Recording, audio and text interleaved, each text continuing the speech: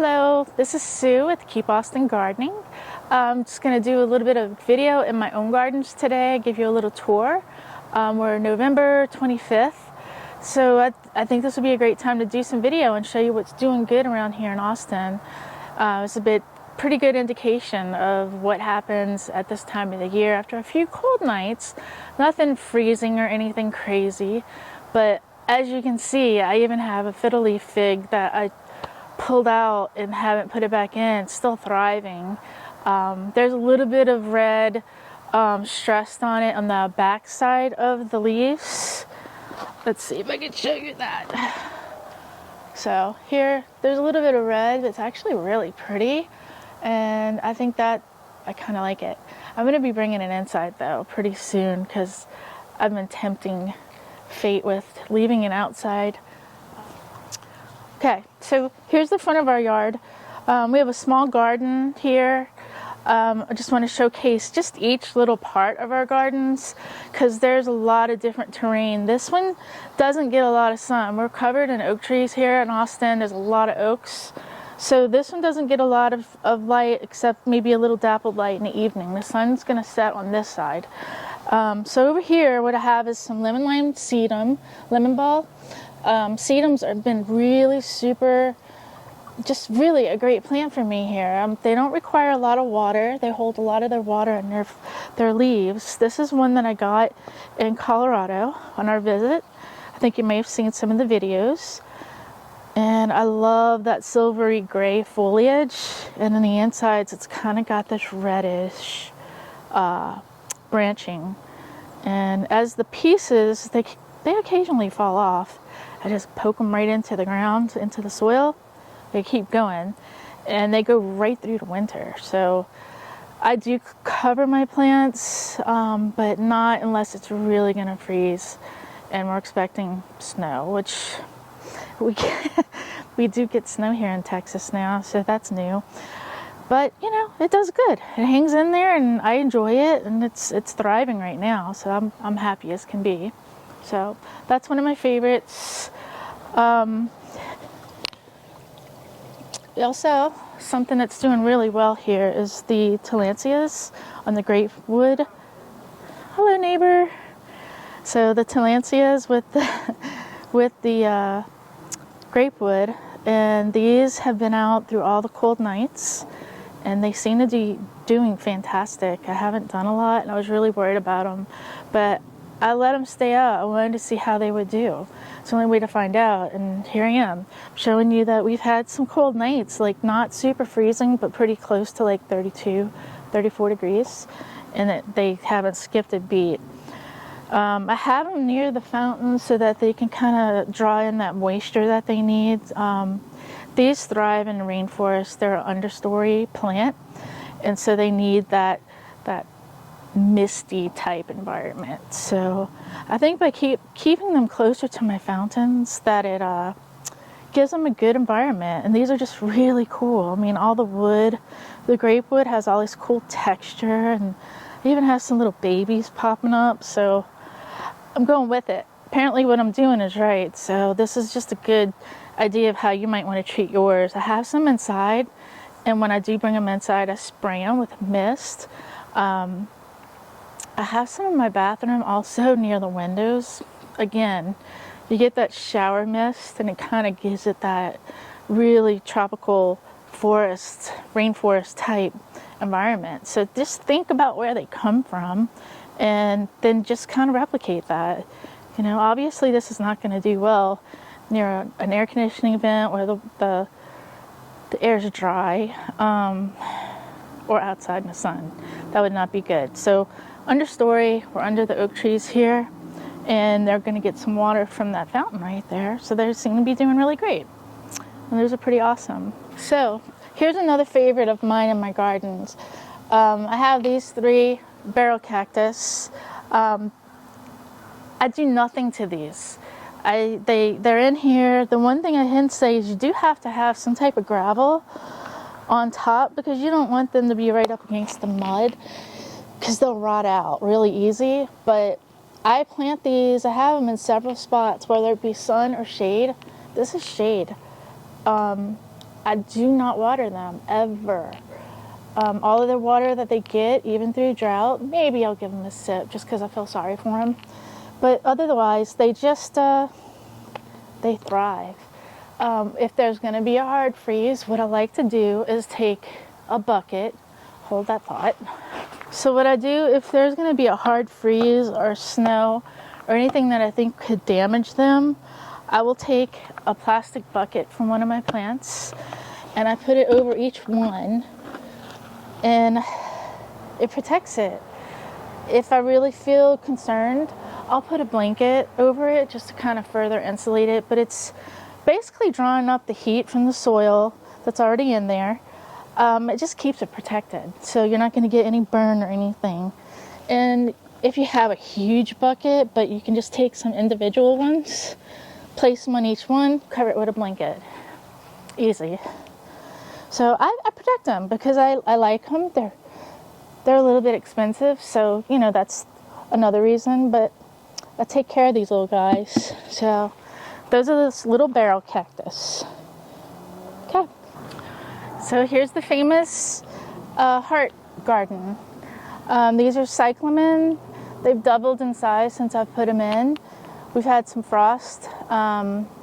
They seem untouched. I did go through this morning and kind of deadhead them and get all the kind of soggy blooms off. But they are just thriving. I think when it does freeze or we get any kind of snow, I'll probably throw a blanket over it.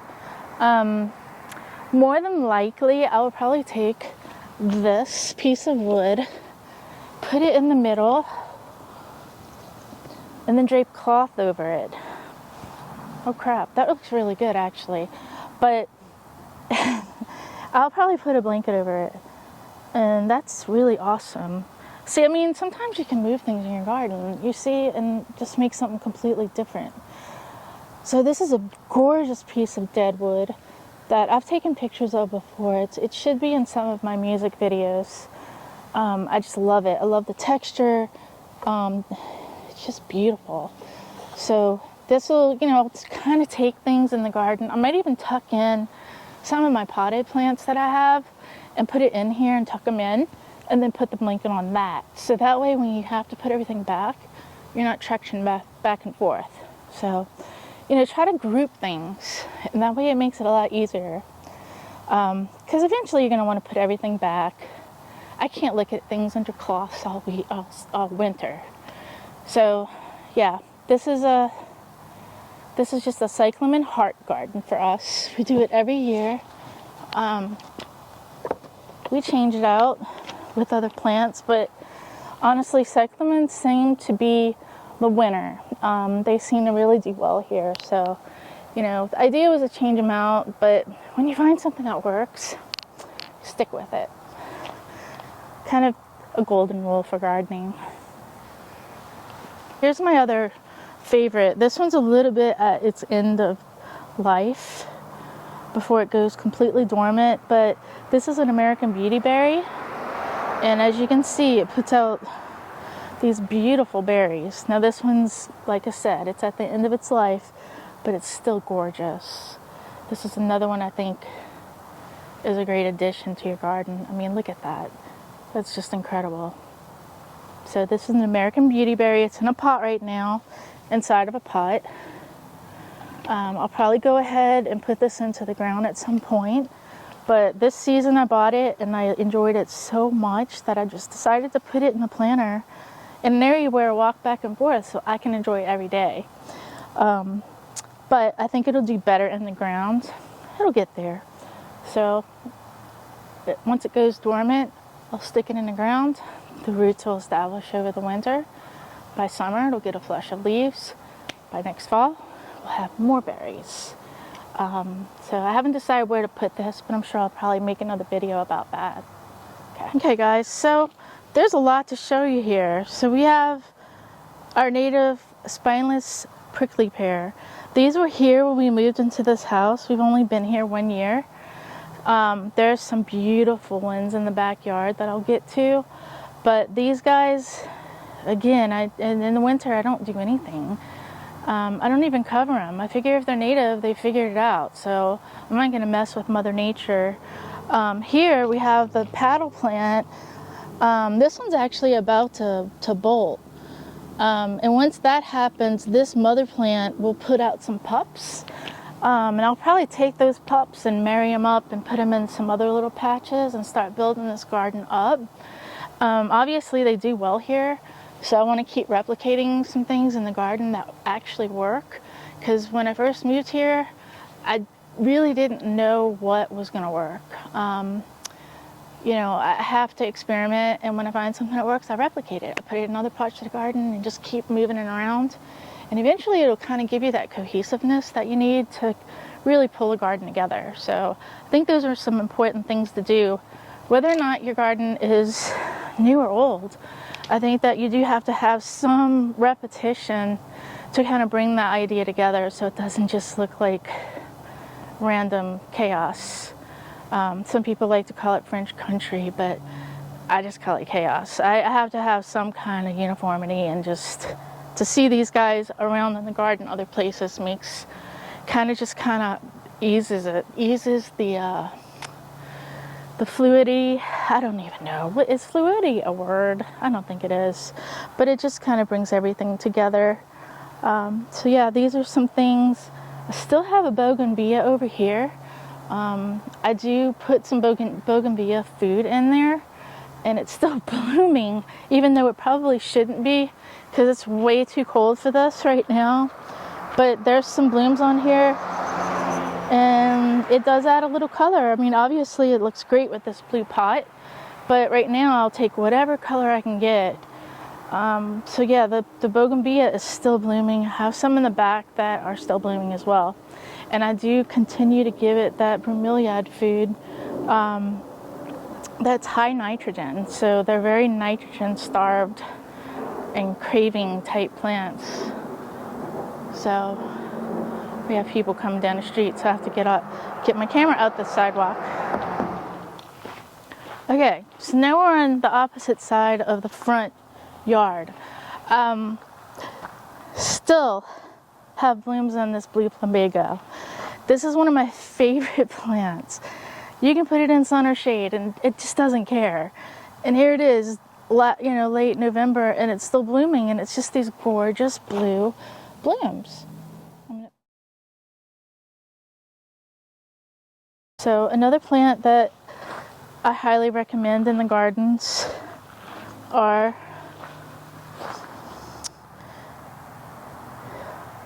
I can't remember the name of it. Lantana. So lantanas are also great. There's a lot of varieties. This one's the yellow, the golden yellow. The yellows and the purples in Austin seem to do the best. There's tons of different colors. There's the multicolored ones. More names than I could film right now. The golden and the purple trailing seem to do extremely well here. If you ride around Austin right now, you're going to see them. They're going to still be in bloom. Okay, so here's another angle of the front of the house. So this is new. This was just basically all just dirt because nothing grew here because we have so much shade.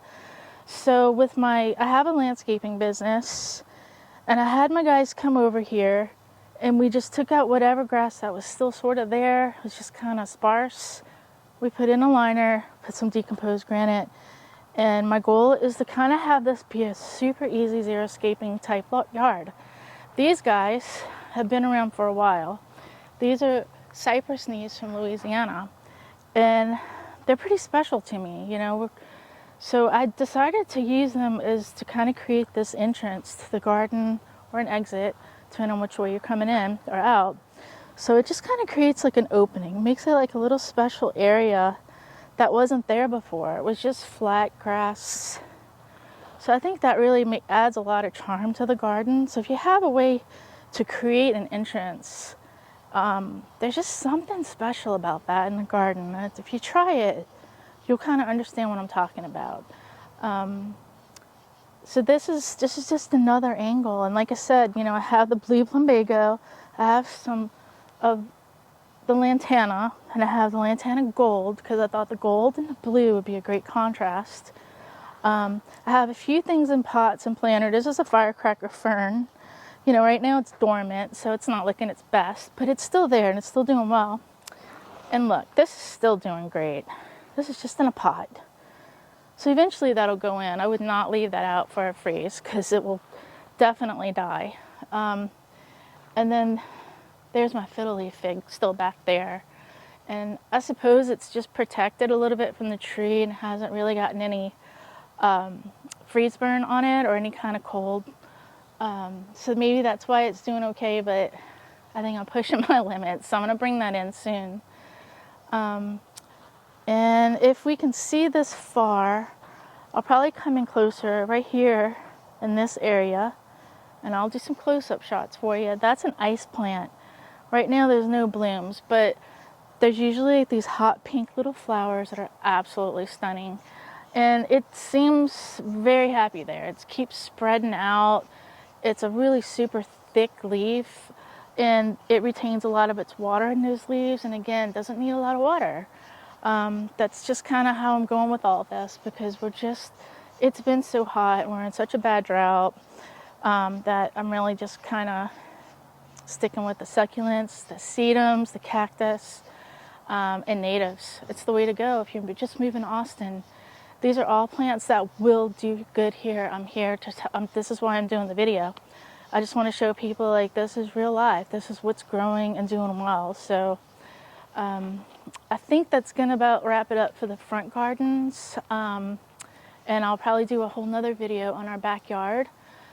And we'll go from there. Things are just dormant right now. And I hope that, you know, this isn't too depressing, but you know, things are still blooming. So let's just embrace what's doing well. And right now they're just kind of settling in, and by spring, it's gonna look gorgeous. So, and I hope you enjoyed the video. I hope this was like a good little walk around of what's doing well at my house, and you know, just to give you an idea. So if things work in your garden, replicate it. That's key. If it's gonna work, put it as many places as you can, and if you can propagate it, even better. I'll go through some things about that in another video, but there's a whole process of propagating that can save you a lot of money, and I'm gonna do that. I'm gonna do a video about that at another day. That right now, this is just all about just my front gardens and what works for me and what's still thriving in late November. So I hope you enjoyed the video, and we'll talk soon. Thanks.